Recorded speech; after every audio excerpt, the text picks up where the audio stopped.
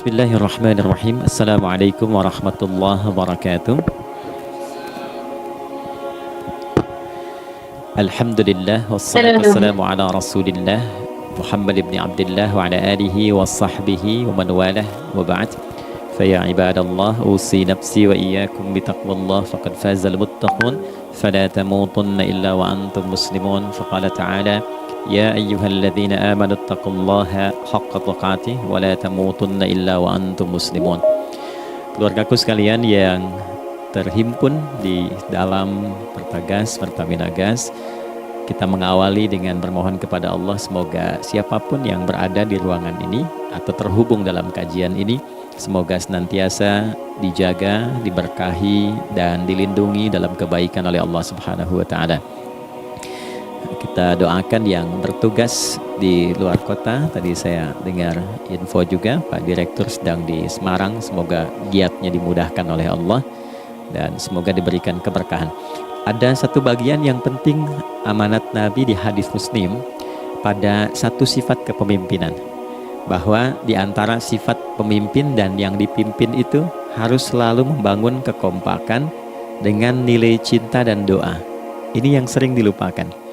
Nabi pernah menyampaikan, dan penyampaian ini, hadis ini didokumentasikan oleh Imam Muslim dalam satu kalimat yang singkat, padat tapi mengikat. Khiyaru a'immatikum man tuhibbunahu wa yuhibbunakum. Pemimpin yang baik itu adalah pemimpin yang kalian mencintainya dan ia pun mencintai kalian.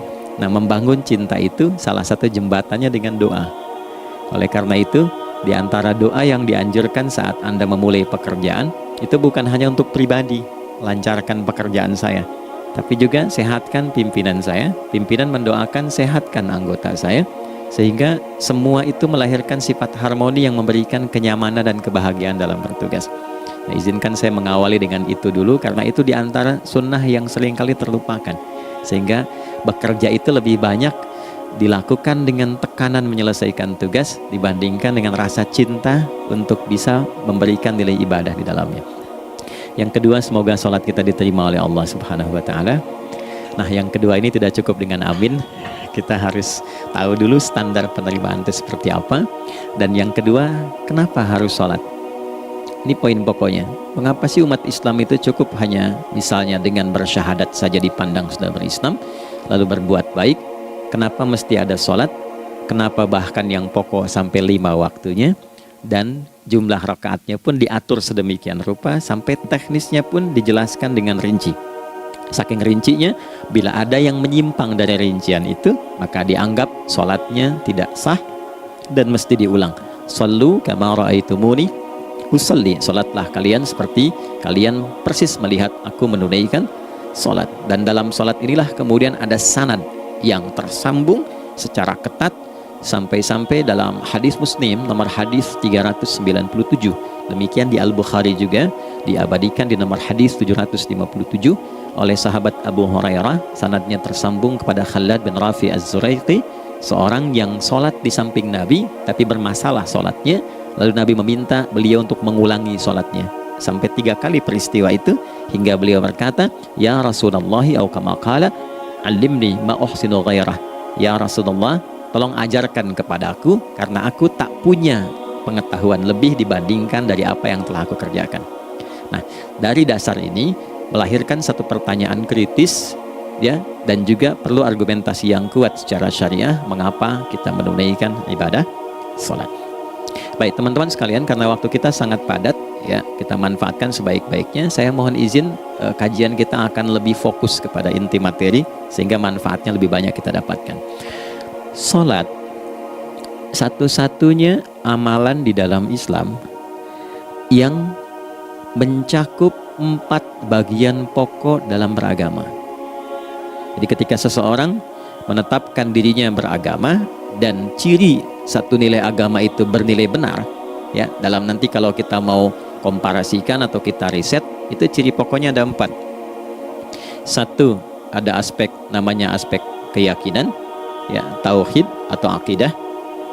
Nggak mungkin kan beragama kalau nggak yakin, ya, karena itu pasal 29 ayat kedua itu mengandung nilai keyakinan. Negara menjamin kemerdekaan tiap-tiap penduduk untuk memeluk agamanya masing-masing dan beribadah menurut agama dan kepercayaannya itu. Ya, jadi nggak mungkin kita bisa menghasilkan nilai kepercayaan dan ibadah kalau tidak ada unsur keyakinan. Atau bahasa kitanya disebut dengan iman.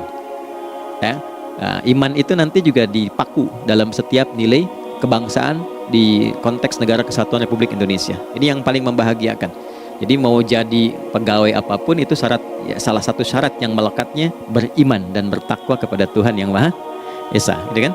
Ya, kemarin saya di BPK itu ada 11 bab Romawi, 40 pasal. Ya, di bab yang keempat pasal 13 tentang pemberhentian dan pengangkatan itu ada 11 poin A sampai K. Di poin B yang keduanya syarat menjadi bagian dari anggota BPK itu beriman dan bertakwa kepada Tuhan Yang Maha Esa. Baik, di Undang-Undang Pendidikan Sisdiknas nomor 20 tahun 2003 itu kalau kita baca dari poin menimbang ada 4, di poin B-nya saja sudah ada iman. Ya, Undang-Undang Dasar 1945 mengamanatkan pemerintah mengusahakan satu sistem pendidikan, ya, nasional yang meningkatkan keimanan dan ketakwaan pada Tuhan Yang Maha Esa serta akhlak mulia, baru mencerdaskan kehidupan bangsa. Ya, secara singkat, satu, agama dianggap benar kalau ada doktrin keimanan, ada akidah, ada tauhidnya. Yang kedua, ada ibadahnya. Ya, sebagai pembuktian kita beriman, buktinya apa? Ya kan? Saya beriman kepada Tuhan, kita tetapkan, misalnya Allah. Apa pembuktian keberimanan kita kepada Allah? Ya, kan pembuktiannya itu mesti diwujudkan dalam bentuk sikap. Sikap itulah yang disebut dengan ibadah. Nah, konsepsi ini ada di Quran surah ke-20 Thaha di ayat ke-14. Innani anallahu la ilaha illa ana fa'budini. Ya, sungguh aku tegaskan bahwa akulah Allah, satu-satunya Tuhan yang layak dipertuhankan dan disembah. Ketika Anda mempertuhankan aku, fa'budni, maka buktikan kebertuhananmu kepadaku dengan menyembahku. Karena itu namanya Allah punya dua arti. Satu yang dipertuhankan, kan, ilahun wahid. Yang kedua yang disembah. Ya, jadi yang dipertuhankan dan disembah. Oke. Tiga. Yang ketiga harus punya unsur praktikal atau implementatif dalam interaksi kehidupan. Ya, jadi bukan cuma nyembah Tuhan, bimbingan kehidupannya apa? Implementasi dari ibadah itu. Ya, ciri umat beragama itu kan bukan hanya sekedar saya yakin, beriman, saya ibadah. Terus bukti ibadah itu dibawa dalam berinteraksi hariannya seperti apa wujudnya. Ya, makanya ketika dulu orang itu jujur, orang itu bangga dengan kejujurannya bukan sebagai orang jujur, tapi sebagai muslim. Jadi ketika ditanya, kenapa Anda jujur? Karena saya muslim. Ketika ada seorang penggembala di Sahara yang sangat gersang, diuji oleh Umar bin Khattab, ingin diambil kambingnya, kan kisahnya viral kan? Baik ya? Oh, tapi ini bukan punya saya. Bilang aja pada tuan Anda kalau kambingnya hilang satu dimakan serigala. Lantas di mana Allah? Jawaban itu yang menggetarkan kepada jiwa. Jadi kebenaran yang diungkap dengan sikap kejujuran itu implementasi nilai beragama. Nah, jadi praktek ibadah ada di muamalah. Oke, satu akidah. Akidah dibuktikan lewat ibadah, ibadah diimplementasikan dalam muamalah. Itulah sebabnya nanti seluruh bagian tubuh kita ketika digunakan untuk bersifat dan bersikap, itu ada tuntunan iman di dalamnya.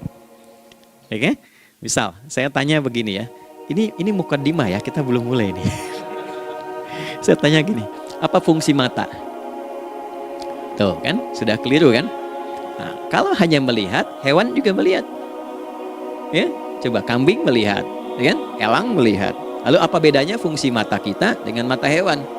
Ternyata ketika kita meriset ayat-ayat Al-Quran terkait dengan fungsi tubuh kita, itu rata-rata dibuka dengan iman dulu. Quran surah 24, surah Cahaya, ayat 30 untuk laki-laki, 31 untuk perempuan. Qul lil mu'minin, ya Muhammad katakan, viralkan pada pria-pria yang menyatakan dirinya telah beriman. Yaghuddu min absarihim, gunakan pandangannya itu yang dibimbing oleh imannya untuk melihat yang baik saja menurut standar imannya. Jadi kalau menurut imannya tak baik, gak boleh dilihat. Karena itu ketika Anda sudah mengatakan asyhadu an la ilaha illallah, asyhadu anna Muhammad Rasulullah, kalimat itu dari lisan turun ke hati, itu jadi cahaya ke bagian tubuh kita. Makanya ketika Anda melihat, itu ada cara pandang tertentu yang dibimbing iman. Standarnya beda dengan tanpa iman. Kalau nggak ada iman, semua mungkin terlihat. Tapi ketika ada iman, hati kecil Anda akan bicara, ini nggak baik. Palingkan. Nah, memalingkan dari yang tak baik menurut iman, itu namanya ghaddul basar. Oke? Perempuan juga begitu, setara. Wa kullil mu'minati yaghdudna min absarihinna. Dan katakan pada setiap perempuan yang menyatakan dia beriman, maka gunakan pandangan itu dengan bimbingan imannya. Ketika tak baik menurut imannya, palingkan. Ya, Anda lihat kajian di YouTube, terus ada iklan kan, terus menurut standar iman gak bagus, itu otomatis akan gak suka itu, ya pasti dipalingkan. Ya, Anda kalau naik pesawat tuh ya, tugas keluar tuh, pertagas tugas keluar. Kalau pramugari lagi demo tuh yang dilihat pramugarinya apa demonya tuh. Nah, iman itu akan bekerja di situ tuh, ya palingkan tuh. Nah, sama dari mata turun ke, jangan langsung ke hati aja, ke lisan dulu kan, ya. Ke mulut kan, itu mulut tuh ketika digunakan fungsinya, imannya disebut dulu. Ya, Quran surah 49 ayat 11 misalnya, ya ayyuhalladzina amanu, imannya dulu. La yaskhara qaumin qaum. Ayat 12-nya la yaghtab ba'dukum ba'dha. Hai orang-orang yang telah menyatakan beriman. Kalau pakai alladzina disebutkan 1080 kali dalam Al-Qur'an, itu kalimatnya diksinya singkat, padat, mencakup semua tanpa sekat. Jadi kalau laki-laki, perempuan, tua, muda, besar, kecil, beda strata, duniawi, itu semua tercakup di dalamnya. Hei semua yang telah menyatakan beriman, gunakan imanmu untuk membimbing lisanmu bertutur. Kalau masih merasa punya iman, jangan gunakan lisan untuk mencela, merendahkan orang. Untuk bergibah, membuat hoax. Didetilkan oleh Nabi, kalimatnya jelas. Man kana yu'minu billahi wal yaumil akhir falyakul khaira aw liyasmut. Siapapun. Nah, dari alladzina ketika dirinci pakai man. Ya, man itu bentuk tunggal, ya, personal, tapi maknanya general. Jadi kalau Anda, saya, kita baca ayat atau hadis ada man, posisikan Nabi sedang bicara ke kita. Ya, hei Adi Hidayat tuh, posisikan Nabi bilang gitu tuh. Kalau engkau merasa beriman sama Allah dan yakin dihisab di hari kiamat, jaga lisanmu. Katakan yang baik dengan bimbingan imanmu, tak mampu engkau diam. Jadi cukuplah suami istri itu menggunakan satu hadis ini, pasti sakinah itu muncul dalam kehidupan rumah tangganya.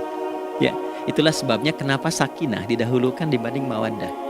Hati-hati ya, Mbak, walaupun namanya sakinah nggak ada ini nggak akan datang tuh ketenangan tuh. Ya, ada yang tahu nggak rahasianya? Kenapa sakinah duluan dibanding mawaddah? Ya, 5 juta. Ya, waktu habis karena padat sekali. Maddah jamaknya mawaddah, rasa kasih yang tumbuh dari pemberian materi. Jadi kalau rumah tangga itu ingin cenderung pada kebahagiaan, boleh berbagi dengan materi. Ya, istri cemberut, Anda datang dengan senyuman, sayang, kenapa? Ya, ini emas 2 kilo, nah itu pasti sehat lagi tuh. Ya, itu mawaddah. Tapi maaf, walaupun Anda mapan bekerja, harta cukup melimpah, ruah, tapi tidak ada ketenangan di rumah tangga, tidak ada sakinah, maka hampa kehidupan rumah tangga itu. Itulah sebabnya kenapa di Quran sakinah lebih dulu dibandingkan dengan mawaddah. Saya tanya ibu deh, ibu pilih mana? Kaya tapi gelisah atau miskin tapi tenang? Oke. Saya paham itu. Saya paham. Suami juga sepakat semua ya. Artinya apa? Kita nggak bisa menghilangkan unsur ketenangan. Oke, itu hanya pembuktian argumentatif ya, supaya kajiannya lebih kepada argumen. Jadi ada akidah terkorelasi dengan ibadah, implementasinya di aspek muamalah. Nah, nanti cara bermuamalahnya diatur lewat akhlak namanya. Bagaimana bermuamalah yang baik? Kan Anda, maaf ya, berekspresi kepada pimpinan dengan kawan kan berbeda. Oke, kepada orang tua dengan anak kan lain. Nah, yang mengatur interaksi kita sehingga terjalin harmoni yang baik, itulah yang disebut dengan akhlak. Nah, 4 poin inilah yang menjadi inti dakwah Nabi SAW ketika diutus oleh Allah Subhanahu wa Ta'ala. Memastikan 4 ini bisa optimal kita lakukan dalam kehidupan. Bonusnya yang kelima, selalu meningkatkan inovasi sehingga selalu mendapatkan hal baru dalam kehidupan. 5 ini digabungkan di Quran surah kedua Al-Baqarah di ayat 151. Kama arsalna fikum rasulam minkum yatslu alaikum ayatina. 1, oke, wa yuzakkikum. 2, akhlak. wa yu'allimukumul kitaba, 3, wal hikmah, 4, 5, wa yu'allimukum ma lam takunu ta'lamun. Kelima-limanya ini digambarkanlah dalam bentuk ibadah yang melatih kita sebagai pondasi awal menuju dan memantapkan 5 hal ini, yaitu sholat. Itulah sebabnya kenapa sholat yang pokok dilakukan 5 waktu dalam sehari untuk mewujudkan 5 hal ini dalam kehidupan, dan satu-satunya ibadah yang mengumpulkan 5 aspek ini dalam prakteknya hanya sholat. Hanya sholat. Oke, mari kita detilkan, kita rinci, dan di sini kita akan mulai kajian kita. Yang tadi mukadimah ya. Baik, kita punya 30 menit, wah padat sekali. Bismillahirrahmanirrahim. 1. Sholat adalah perwujudan iman seorang hamba. Karena itulah kalimat sholat pertama kali disebutkan dalam Al-Quran, itu letaknya setelah kalimat iman. Al-Baqarah ayat 3, alladzina yu'minuna bil ghaibi wa yuqimunas sholat. Orang-orang yang telah menyatakan beriman dan konsisten menjaga imannya. Beda alladzina amanu dengan yu'minun. Amanu telah beriman, tapi kalau dia komitmen dan konsisten terus menjaga imannya sampai saat dia berpulang pada Tuhannya, maka berubah nanti bentuknya. Kalau di bahasa Arab jadi mudhari'. Kalau di bahasa Inggris kan tuh punya 3 arti, present, continuous, and future. Jadi kalaupun sekarang terus berlangsung sampai masa depan pun saya tetap akan beriman. Nah, pembuktian untuk menjaga iman itu pembuktian utamanya pada sholat. Itulah sebabnya satu-satunya amal ibadah dari rukun Islam yang 5 itu, ya, satu-satunya amal ibadah yang disebut iman dalam Al-Quran hanya sholat. Teman-teman boleh buka Quran surah kedua Al-Baqarah di ayat 143. Ya, di pertengahan ke ujung ayatnya, saya percepat. Wa ma kana Allahu liyudhi'a imanakum. Dan Allah gak akan pernah menyia-nyiakan sholat seseorang yang dikerjakan karena imannya. Ayat ini turun, ketika ada terjadi pergantian arah kiblat dari yang tadinya semula ke Masjidil Aqsa, lalu berputar 180 derajat beralih ke Masjidil Haram. Nabi sedang berada di luar Madinah. Madinah tempo dulu wilayahnya nggak seluas cakupan sekarang. Kalau diilustrasikan area sekitaran Masjid Nabawi sekarang itulah Madinah lah. Di luar itu sudah di luarnya. Nah, Nabi sedang sholat, riwayatnya banyak menyebutkan, ada yang mengatakan zuhur, ada asar, ada maghrib. Di pertengahan itu turunlah Al-Baqarah ayat 144. Qad nara taqalluba wajhika fis sama' falanuwalliyannaka qiblatan tardaha fawalli wajhaka syatral masjidil haram. Maka berputarlah dengan turunnya ayat ini 180 derajat menghadap ke arah Masjid Al-Haram. Problemnya adalah ketika Nabi dan pengiring beliau kembali ke Madinah, area Masjid Nabawi, kan gak semua masyarakat ikut. Maka virallah informasi itu bahwa kiblat telah beralih ke kiblat awal, yaitu Ka'bah Al-Musyarrafah. Maka penduduk panik pada saat itu. Status sholat kami yang tadi dikerjakan bagaimana? Karena sudah gak bisa diulang, sudah pindah waktu. Maka turunlah kemudian firman Allah yang Al-Baqarah 143 itu, wa ma kana Allahu liyudhi'a imanakum. Karena engkau mengerjakan sholat itu dengan imanmu, maka Allah nggak menyia-nyiakan imanmu itu. Maksudnya apa? Walaupun arah kiblatnya tidak tahu mengarah kepada sisi yang belum berubah, tetap dihitung pahalanya sempurna karena imannya. Nah, ini nanti yang menjadi landasan turunnya Al-Baqarah ayat 115. Walillahil masyriq wal maghrib fa aynama tuwallu fathamma wajhullah. Kalau Anda sedang tugas nanti di lapangan, lalu sulit menemukan arah kiblat, aplikasi susah karena sinyal nggak masuk misalnya, kemudian juga matahari agak remang-remang sehingga sulit untuk terlihat patokannya, maka dengan keyakinan, dengan iman itu menghadaplah ke arah yang kita yakini, maka berlakulah Al-Baqarah 115. Di saat itu diterima amal ibadah kita sama dengan yang menghadap kiblat dengan dasar imannya. Nah, pengertian terbaliknya, mafhum mukhalafahnya, maka Nabi mengatakan al-farqu bainal mu'min wal kafir tarkus salat. Beda antara orang yang beriman dengan yang belum beriman adalah pada sholatnya. Jadi kalau ada orang mengatakan sudah beriman dan tidak menunaikan sholat, ini artinya keimanannya belum diakui sepenuhnya oleh Allah Subhanahu wa Ta'ala. Jelas ya? Halo, kenapa sedih begini? Maaf, saya terlalu cepat nggak? Nggak ya, baik.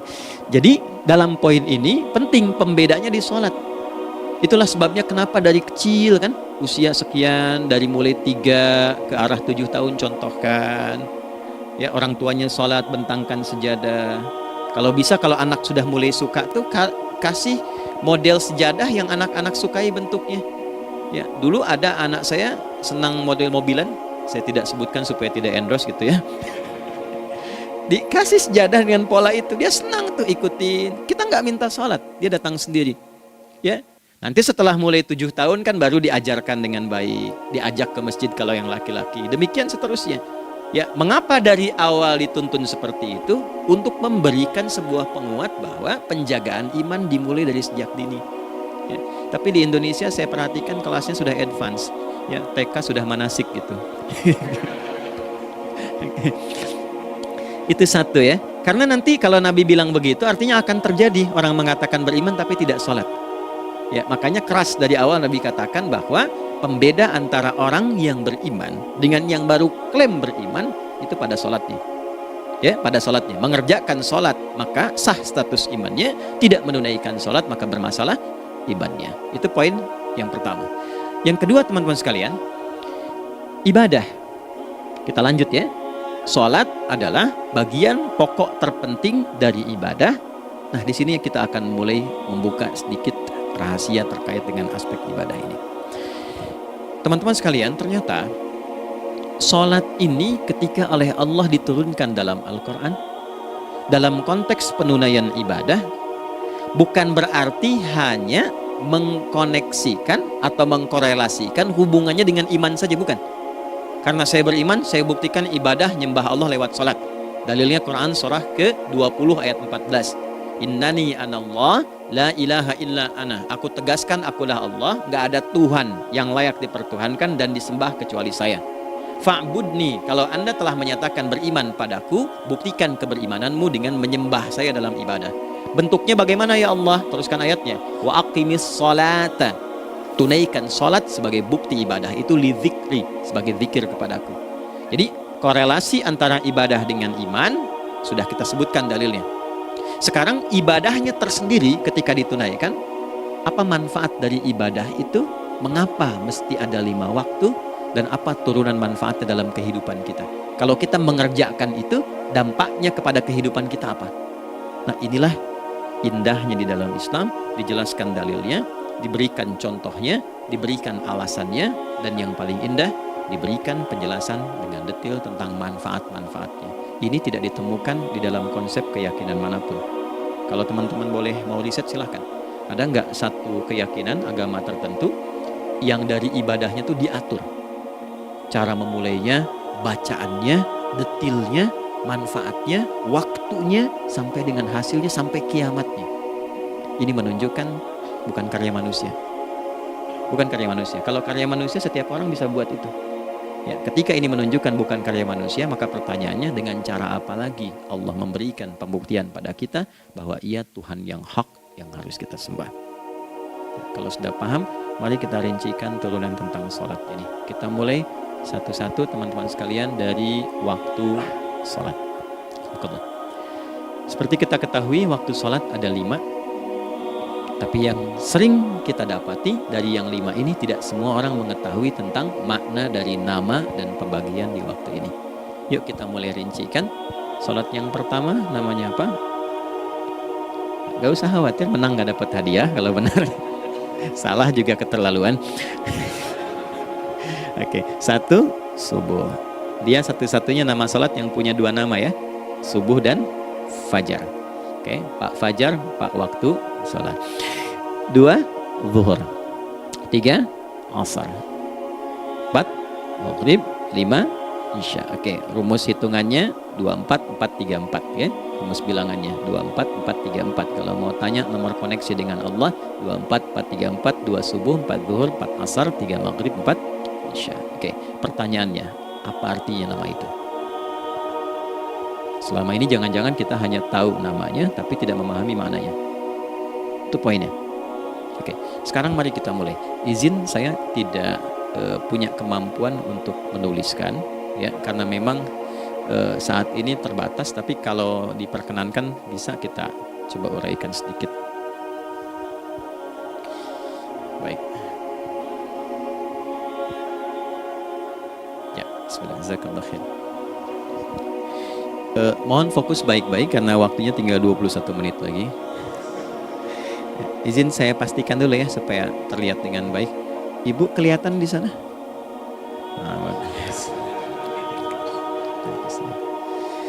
Saya kira tuh hanya di Sumbawa Barat. Ternyata di Pertagas pun perempuan-perempuannya imannya luar biasa. Maksudnya belum saya tulis sudah kelihatan. Imannya luar biasa. Oke, kita mulai dari yang pertama ya, 5 waktu sholat. Kita mulai dari 1 dulu. Subuh, teman-teman saya turunkan dulu ya. Izinkan saya tulis pakai bahasa Arab dulu supaya gampang. 1, dia punya 2 nama, yang ke Arab ya. Kalau yang gini angka Hindi. Ada yang di admin di komputer pasti tahu. Ada Fajr. Kata subuh ditemukan di Al-Quran surah ke-81 At-Takwir ayat 18. Kalau keliru tolong diingatkan. Was-subhi idza tanaffas. Quran surah 81 ayat 18. Ya. Gak usah di ilmu utak-atik ya. Oh ini kenapa 81 kalau dibalik 18? Itu cocok logi.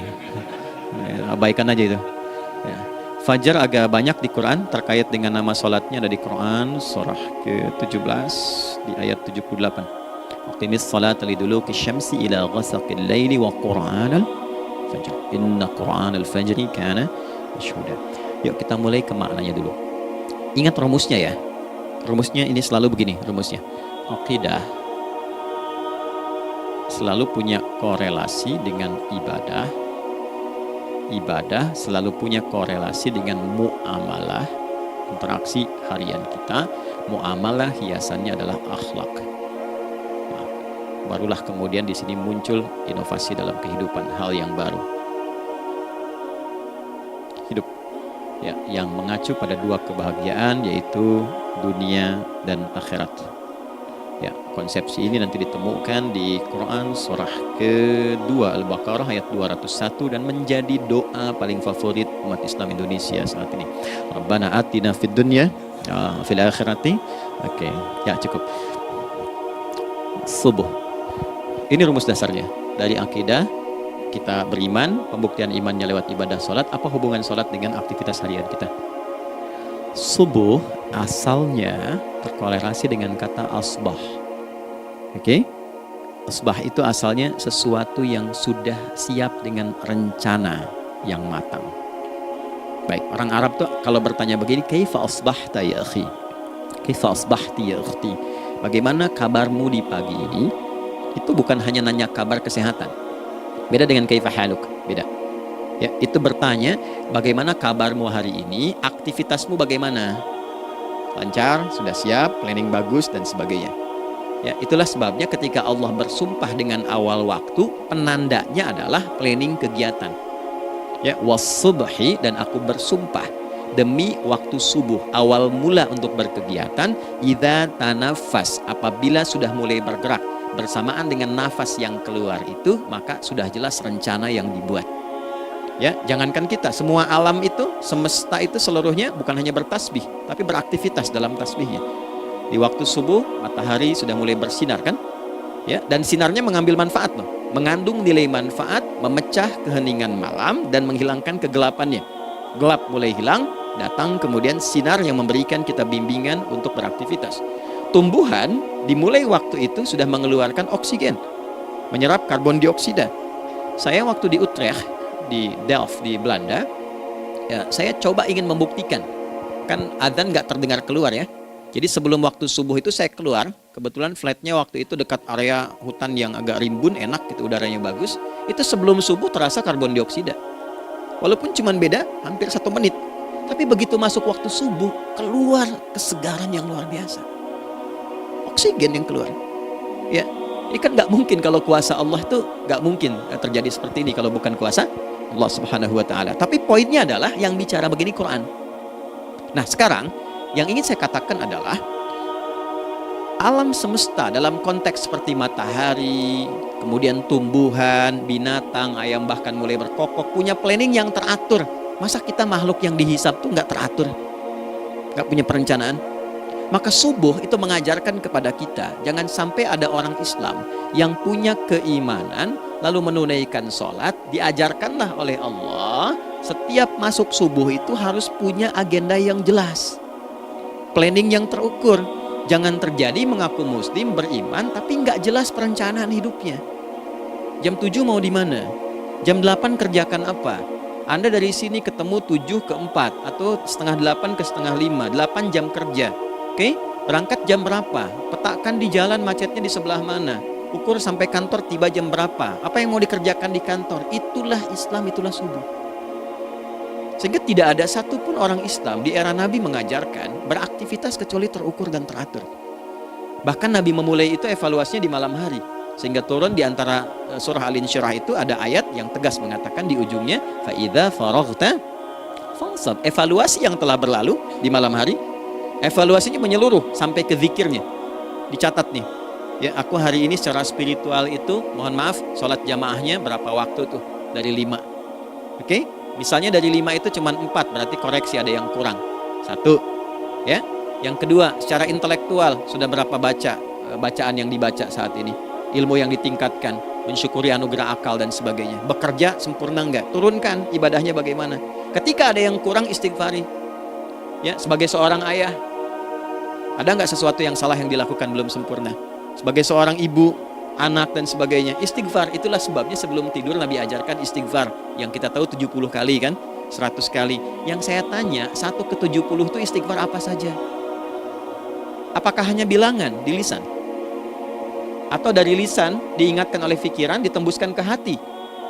Istighfar sebagai seorang ayah yang kurang maksimal melihat anak dengan baik. Anda boleh punya jabatan di kantor, boleh direktur, boleh manajer, boleh macam-macam. Tapi ketika Anda pulang, Anda seorang ayah. Saya di Timur Tengah disebut syekh, di sini dipanggil kiai, dipanggil ustadz. Pulang ke rumah, anak saya nggak kenal itu semua. Anak saya nggak peduli itu semua. Belum pernah seumur-umur saya mengajar, lalu saya pulang, anak saya menunggu depan pintu dan memanggil, kiai. Tidak ada. Dia ingin ayahnya. Ya, kenapa nggak kita hadirkan istighfar pertama kita itu? Karena kita kurang perhatian. Kurang perhatian kepada anak misalnya. Saya kalau pulang tengah malam dan semua tertidur, saya lihat satu-satu.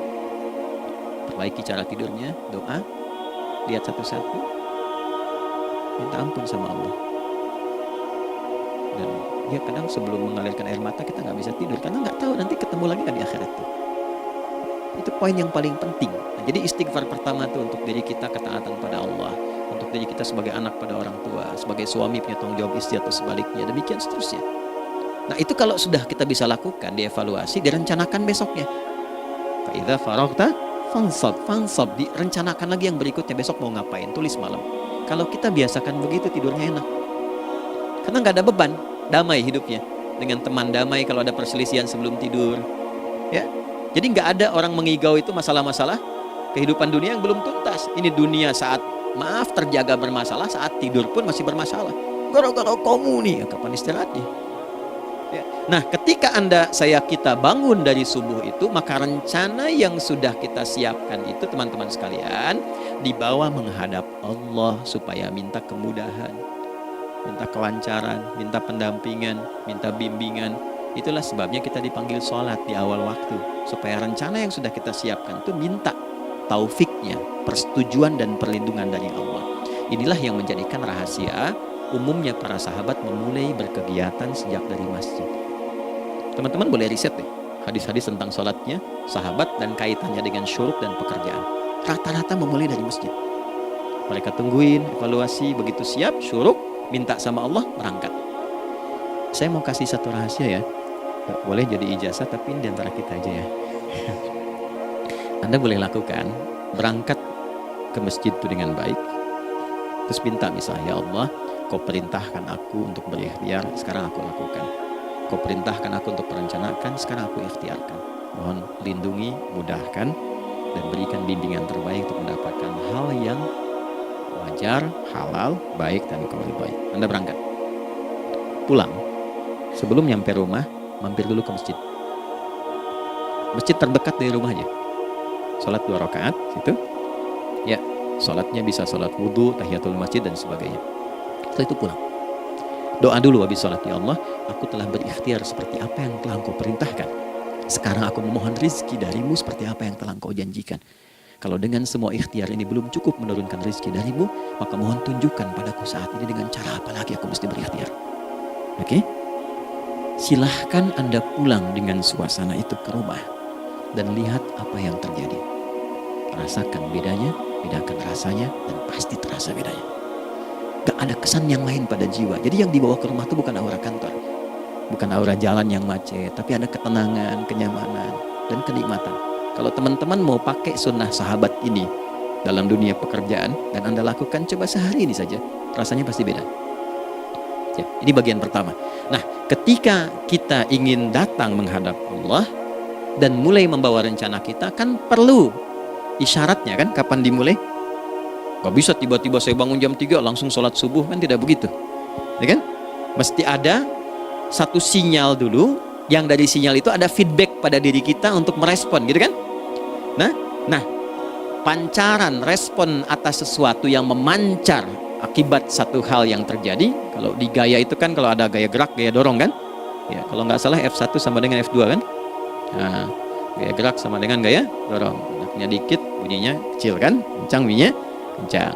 Terus ada F berbanding lurus dengan P, hukum Pascalnya. Gaya berbanding lurus dengan tekanan, kan? Semakin banyak gaya semakin tertekan. Nah, respon yang muncul ketika ada satu misalnya gaya, tapi responnya sifatnya materi sifatnya. Ya, misal kalau Anda mau mengebor air, kan? Kemudian keluar terpancar tuh dari bawah itu keluar misalnya air. Nah, itu namanya infajar. Infajar. Dalilnya Quran surah kedua ayat 60. Wa idzistasqa Musa liqaumihi faqulna idrib bi'asakal hajar fanfajarat minhu 12 aina. Nabi Musa kata Allah itu kaummu 12 suku minta mata air dan nggak tanggung, setiap sukunya minta satu, katanya supaya nggak rebutan. Maka Allah firmankan, pukulkan tongkatmu yang kayu. Lihat diksinya detil sekali. Pukulkan tongkatmu yang kayu ke batu itu, maka batu itu akan terbelah dan mengeluarkan pancaran 12 mata air. Ya, tongkat kayu dipukulkan ke batu, batunya yang hancur. Karena Musa seorang nabi, gitu kan? Anda punya tongkat emas, pukulkan ke batu, maka keluar 12 air mata, gitu kan? Nah, ini infajar. Kalau respon yang keluar itu respon buruk, misal dalam nafsu, kan suka ada triggernya yang memancing respon, terus nafsu keluar kan? Ya, apa saja itu? Lihat gambar yang nggak bagus, nafsu keluar, gitu kan? Lihat sendal bagus, nafsu keluar, macam-macam ya. Nah, itu fujur namanya. Fujur. Hurufnya masih sama, cuma bentuknya berbeda. Fa, jimnya masih ada waw, ada ra-nya. Fujur. Quran surah 91 di ayat 7-10.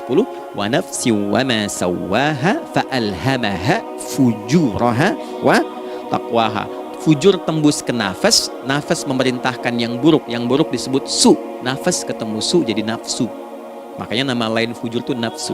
Dalilnya Quran surah 12 ayat 53. Wa ma ubarni'u nafsi innan nafsa la'ammaratun bisu. Ya, la'ammaratun bisu'i illa ma rahima rabbi. Oke, nafas ketemu su. Teruskan. Tapi kalau pancarannya pada sifat yang baik. Oke? Membelah sesuatu yang gelap menjadi baik, terbuka, memancarkan respon panggilan yang baik, maka berubah katanya menjadi fajar. Oke? Matahari diperintahkan oleh Allah, diperintahkan membelah kegelapan malam. Keluarlah sinar pertamanya, disebutlah fajar. Kenapa? Karena ada respon kebaikan keluar darinya. Baik, perhatikan baik-baik Quran surah kedua ayat 187. Wa kulu washrabu hatta yatabayyana lakumul khaytul abyadu minal khaytil aswadi minal fajar. Itu untuk matahari.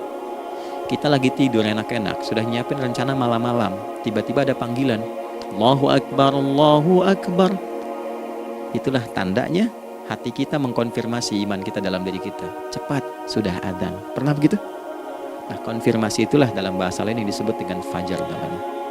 Datang. Jadi waktunya matahari membelah disebut dengan fajar, konfirmasinya pun disebut dengan apa? fajar. Ya, jadi bersamaan waktunya dengan dua hal itu. Datanglah panggilan. Itu yang dimaksud Quran. Hubungan iman dengan konfirmasinya sampai ke sholatnya ada di Quran surah 8 ayat 2. Innamal mu'minuna iman. Alladzina idza dzukirallahu adzan. Wajilat qulubuhum iman. Jadi begitu ciri iman itu ada dalam jiwa, dipanggil lewat adzan, kan? Allahu Akbar, langsung merespon, ya Allah sudah adzan. Walaupun setelah adzan ada lagi getaran, baru adzan belum qomat itu kan. Nah, misal ya. Nah, tapi inilah fajar.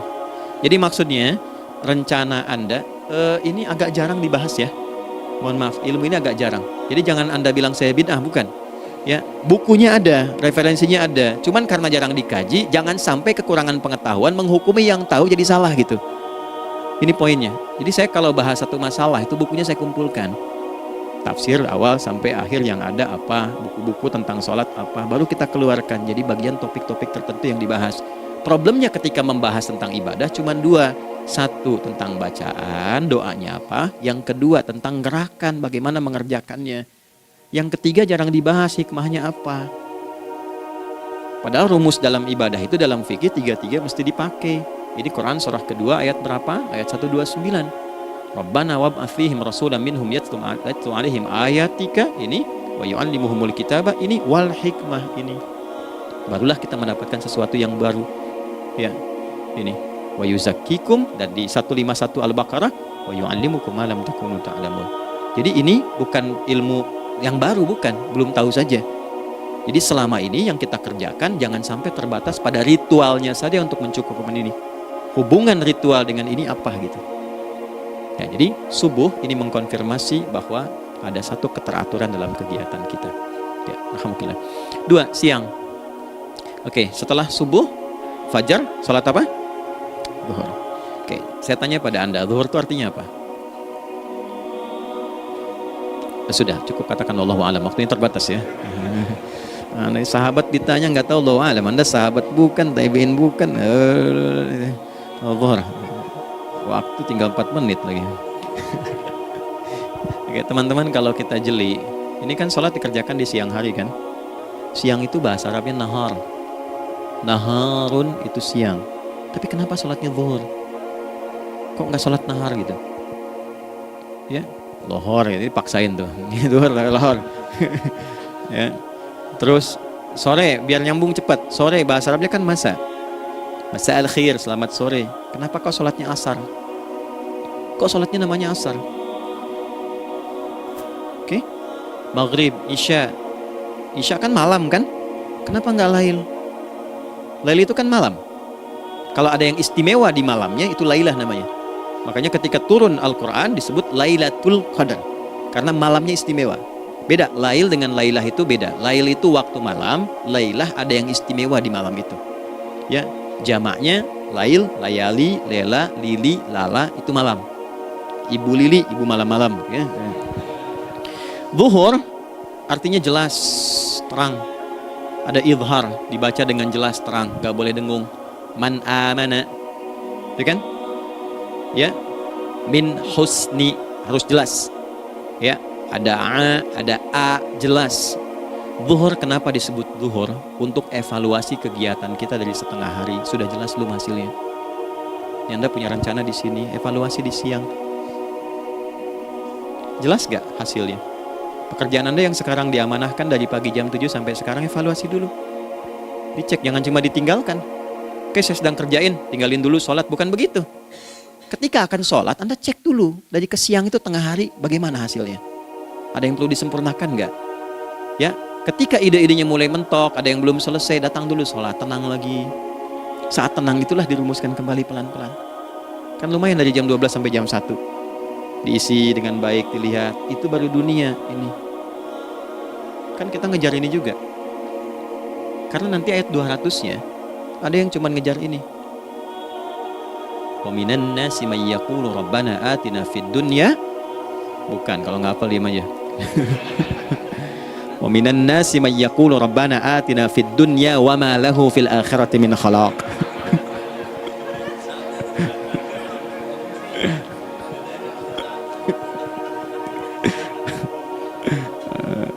Paham kan? Dan di antara manusia ada yang fokusnya hanya dunia yang dikejar, sehingga nggak kebagian akhiratnya. Padahal dia tahu dia mau pulang. Yang lebih aneh lagi, pengen pulang surganya Firdaus dekat dengan Nabi. Tapi tiap hari ngerjakan dunia lagi, berangkat gelap, pulang gelap, terus meninggal gelap juga.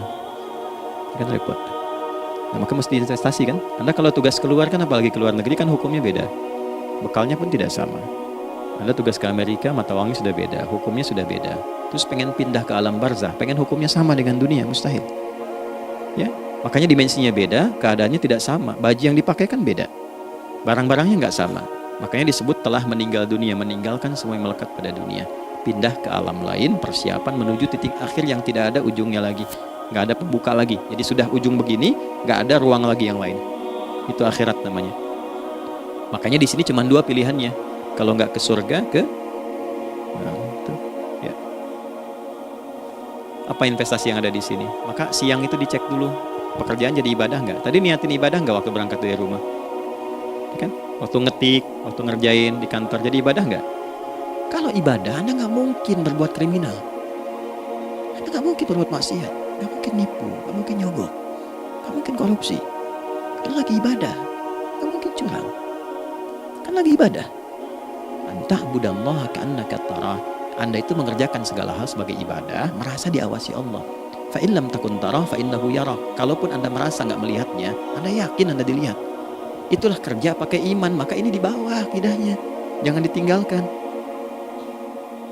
Nah, inilah yang selama ini kita butuhkan. Ya, inilah yang melahirkan nilai etik, makanya adanya dalam jiwa. Takwa itu kan dalam jiwa, melahirkan etos. Etos mendorong kepada logos, logos melahirkan patos, kepantasan dalam bekerja. Jadi Anda sekuat apapun ilmunya, kalau nggak punya etos, itu rusak. Jadi tidak cukup akal sehat. Jiwa yang sehat itu lebih penting. Banyak orang akalnya, saya ingat, akal itu tidak memberikan perintah. Dia hanya merumuskan satu instruksi dalam jiwa supaya mudah dilakukan dan dieksekusi oleh fisik. Jadi akal yang sehat itu seberapa pandai ilmunya, seberapa cepat mengeksekusi perbuatan. Tapi kalau yang dieksekusi itu dari perintah nafsunya, masalah. Habis aja waktunya tuh. Ini gimana ini? Tolong jawab loh. Nah, teman-teman, karena sudah habis waktu jam 1, kita baru zuhur ini. Nah, yang paling menarik itu gini, yang paling menarik, kalau ada orang belum sadar sampai zuhur tentang akibat kehidupan ini, maka muncullah asar. Apa asar itu? Kenapa mesti disebut dengan asar? Dan apa manfaat istimewanya asar kepada jiwa kita? Itu di kesempatan lain kita akan bahas. Teman-teman, waktunya sudah habis ya. Saya menghargai Anda, kan tidak boleh juga saya ngajarkan tapi mengambil yang sesuatu yang tidak tepat ya. Kita buktikan keimanan kita dengan mengerjakan amanah pekerjaan di tempat ini dengan baik, waktu digunakan dengan baik. Kita saling mendoakan supaya semua kita dijaga oleh Allah Subhanahu wa taala. Maafkan saya, lain kesempatan kita berjumpa kembali untuk melanjutkan apa yang telah kita bahas hari ini. Mari kita berdoa, semoga doa kita diterima oleh Allah Subhanahu wa taala. Allahumma taqabbal minna innaka antas sami'ul 'alim wa tub 'alaina innaka antat tawwabur rahim.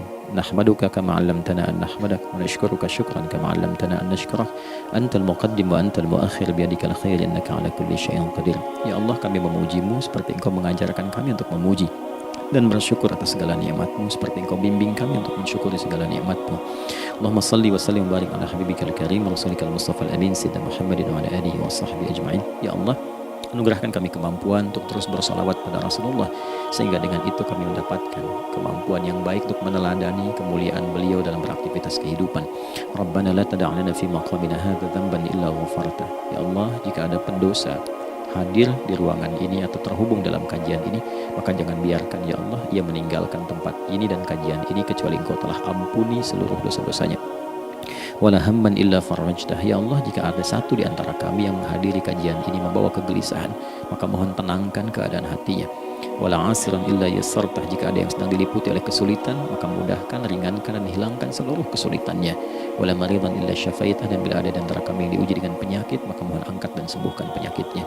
Rabbana atina fid dunya hasanah wa fil akhirati hasanah wa qina adzabannar. Wa sallallahu ala sayyidina Muhammad wa ala alihi wa sahbihi ajma'in. Wa akhiru da'wana subhanakallahumma rabbana wa bihamdika nashhadu an la ilaha illa anta nastaghfiruka wa natubu ilaik. Walhamdulillahi rabbil alamin.